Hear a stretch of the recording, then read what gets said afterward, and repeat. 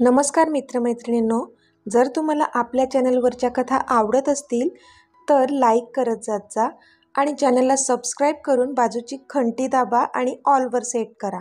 म्हणजे जेव्हा जेव्हा मी नवीन व्हिडिओ किंवा कोणतीही नवीन पोस्ट अपलोड करेन तेव्हा ती सगळ्यात आधी तुमच्यापर्यंत पोहोचेल. धन्यवाद. तर वळूया आपल्या कथेच्या पुढच्या भागाकडे. रॉनी, शो स्टॉप मी करणार. फक्त आपलं प्रोडक्ट त्या स्टॅच्यू सकट तिथे आणून ठेवायला सांगा. परीक्षकांना काय उत्तर द्यायचं ते मी बघून घेईन, अमित बोलला. बट बॉस, रॉनी बोलला. पण अमितने त्याला हातानेच अडवलं आणि वर चढून बॅकस्टेजला गेला तो.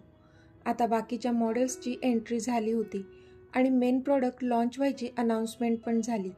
तसं अमितने नाखुशीनेच त्याचं ब्लेझर झटकलं आणि तो पुढे जाणार इतक्यात त्याचा हात कोणीतरी पकडला.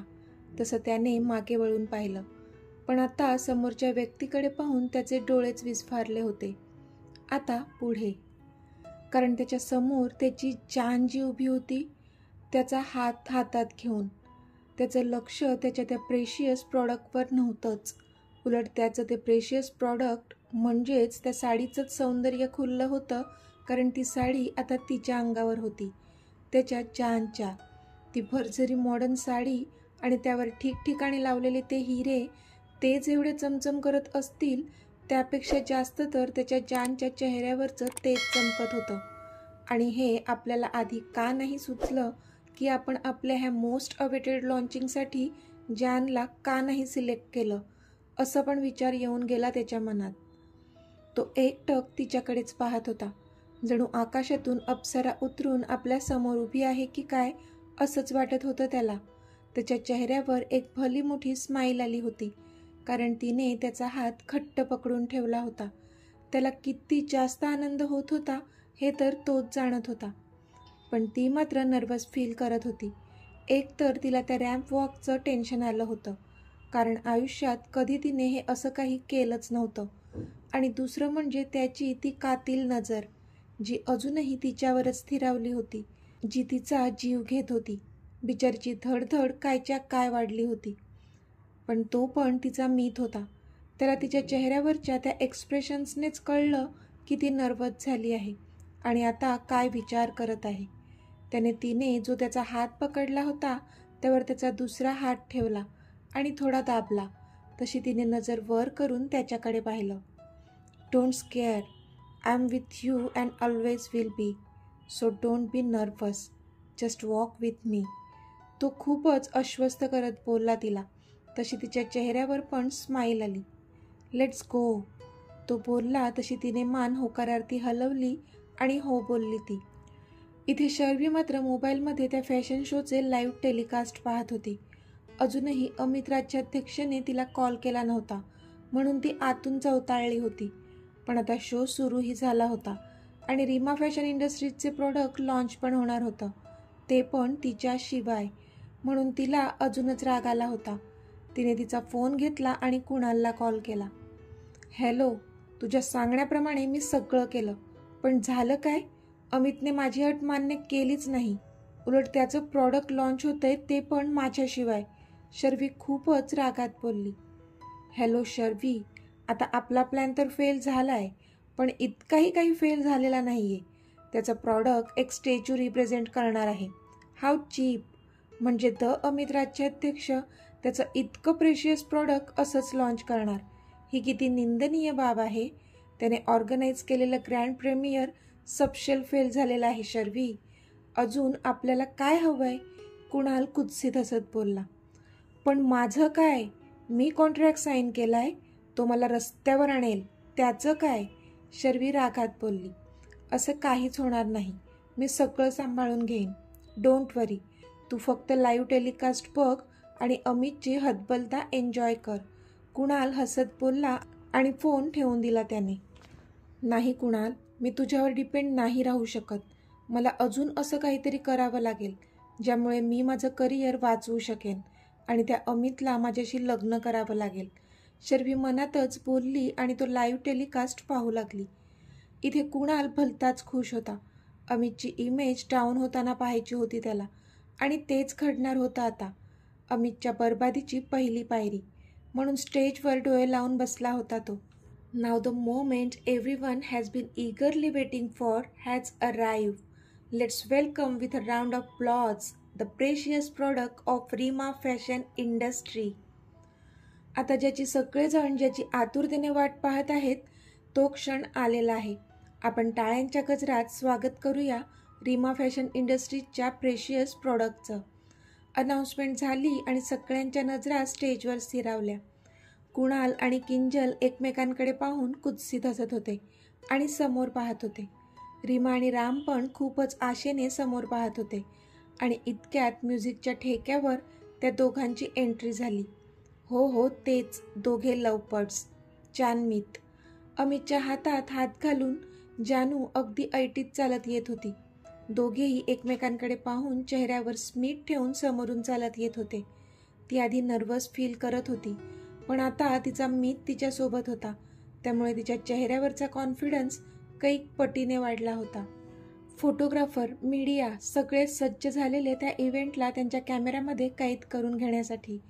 फ्लॅशलाईट्सचा नुसता झगमगाट झाला होता त्या भव्य स्टेजवर आणि त्या रोषणाईत उजळून निघाले होते ते लवपर्ड्स, जानमीत. थोडं पुढे जाऊन तिने त्याचा हात सोडला आणि रॅम्प वॉक करून तिच्या साडीचा एक एक अँगल ती परीक्षकांना आणि प्रेक्षकांना दाखवू लागली. अमित तर तिच्याकडे पाहतच राहिला होता. म्हणजे त्याची सोज्वळ जान हे असं पण काही करू शकते त्याला विश्वास बसत नव्हता. पण अभिमान मात्र त्याच्या डोळ्यातून ओसंडून वाहत होता तिच्यासाठी. टाळ्यांचा कडकडाट सुरूच होता. शेवटी ती अमितच्या बाजूला जाऊन उभी राहिली आणि मग दोघांनीही वाकून सगळ्यांसमोर हात जोडले. रीमा, राम, रॉनी, आदर्श सगळे खूप जास्त खुश होते. आधी तर रीमा आणि रामना काही कळलंच नाही की जानू तिथे कशी काय, पण रॉनीने त्यांना सगळं समजावून सांगितल्यानंतर त्यांना कळलं होतं आणि त्याबरोबरच जानूसाठी अभिमान तर शर्वीसाठी खूपच राग उफाळून आला होता. आता परीक्षकांना फेस करायचं होतं. तशी परत तिची चुळबुळ वाढली. तसं तर तिला त्या प्रॉडक्टचं सगळंच नॉलेज होतं, पण आता इतक्या भव्य हॉलमध्ये सगळ्यांसमोर उत्तरं द्यायची म्हणजे तिला थोडी भीती वाटत होती. पण ह्यावेळीही तिचा मीत होता तिच्यासोबत. डोंट वरी जान, मी आहे.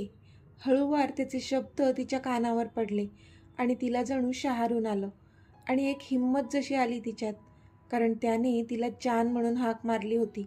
तशी ती चेहऱ्यावर कॉन्फिडन्स ठेवून परीक्षकांकडे पाहू लागली. आता परीक्षक एक एक करून तिला प्रश्न विचारत होते आणि ती मात्र सहज द्यावी अशी त्या प्रश्नांची उत्तरे देत होती. सगळे प्रश्न त्यांच्या प्रॉडक्टबद्दलचेच होते, त्यामुळे तिला ते सगळं सोपंच होतं, कारण एवढे महिने त्या प्रोजेक्टवर अगदी मन लावून काम केलं होतं तिने. त्यामुळे तिला त्या प्रॉडक्टबद्दल ईच अँड एव्हरीथिंग माहीत होतं आणि म्हणूनच ती अगदी भरभरून बोलत होती त्या प्रॉडक्टबद्दल. परीक्षकांनी सिलेबसच्या बाहेरचे पण प्रश्न विचारले होते, तरी तिने त्या सगळ्या प्रश्नांची अगदी चोख उत्तरं दिली होती. आफ्टर ऑल आयुष्याने तिला खूप काही शिकवलं होतं, चांगलं आणि वाईट दोन्ही, आणि त्याचा फायदा तिला इथे आज झाला होता. अमित तर तिच्याकडे एकटक पाहत होता. जर अभ्यास न करून ही एवढं चांगलं परफॉर्म करू शकते, तर मग जर तिची रंगीत तालीम करून घेतली असती तर तिने काय केलं असतं ह्याचा त्याला विचार पडला आणि आपोआप त्याच्या चेहऱ्यावर हसू आलं. परीक्षकांच्या पसंतीस ती उतरली होती आणि सगळ्या परीक्षकांनी उठून तिच्यासाठी टाळ्या वाजवल्या. तसा पूर्ण हॉलमध्ये बसलेला एक ना एक माणूस उठला आणि तिच्यासाठी टाळ्या वाजवू लागला. तिच्यासाठी तर हे स्वप्नापेक्षा कमी नव्हतं. आपोआपच तिचे डोळे भरून आले होते आणि तिने अमितकडे पाहिलं, तर तो पण तिच्यासाठी टाळ्या वाजवत होता. तिच्या डोळ्यांतले अश्रू बघून त्याला पण कसं तरीच झालं, पण कळलं की ते आनंदाश्रू होते. त्याने डोळ्यांनीच तिला धीर दिला. त्याचे डोळे पण पाणावले होते. आज पुन्हा एकदा तीच, त्याची जान त्याच्यासाठी खंबीरपणे उभी होती. त्याला खूप जास्त अभिमान वाटत होता तिचा. आज जितकं वाटलं होतं त्यापेक्षाही ग्रँड झाला होता तो फॅशन शो. थोड्या वेळाआधी काय होईल आणि काय नाही अशी परिस्थिती होती, जी क्षणात बदलली होती फक्त त्याच्या जानमुळे. आज परीक्षकांच्या सोबतच सगळ्यांच्या तोंडावर फक्त तिचंच नाव होतं आणि रीमा फॅशन इंडस्ट्रीजच्या त्या प्रॉडक्टचं. सगळ्यांना वाटत होतं की राज्याध्यक्षांनी कोणीतरी नवीन मॉडेल हायर केली आहे. ही आपल्याला आधी का नाही भेटली, अशीच प्रतिक्रिया होती सगळ्या कंपनीजच्या ओनर्सची, कारण जानू आज खूप म्हणजे खूपच सुंदर दिसत होती. पण इथे कुणालला मात्र खूप मोठा शॉक बसला होता. त्याने कधी स्वप्नात इमॅजिन केलं नव्हतं की जानू असं पण काही करू शकते. पण आत्ता मात्र तो तोंडावर पडला होता आणि त्याचा प्लॅन फेल होऊन पुन्हा एकदा अमित राज्याध्यक्ष उठून वर आला होता. त्याचा राग आता 7व्या आसमानावर होता. तो रागानेच उठला आणि तडक उठून हॉटेलच्या बाहेर निघून गेला. किंजल पण त्याच्या पाठी गेली. इथे शर्वीच्या रागाचा पारा पण खूप जास्त हाय झाला होता. तिला कळत नव्हतं की जान्हवीने रॅम्प वॉक केला. त्या सो कॉल्ड एम्प्लॉईने त्यांचा तो शो हिट करून दाखवला. तिला आता भयंकर राग आला होता.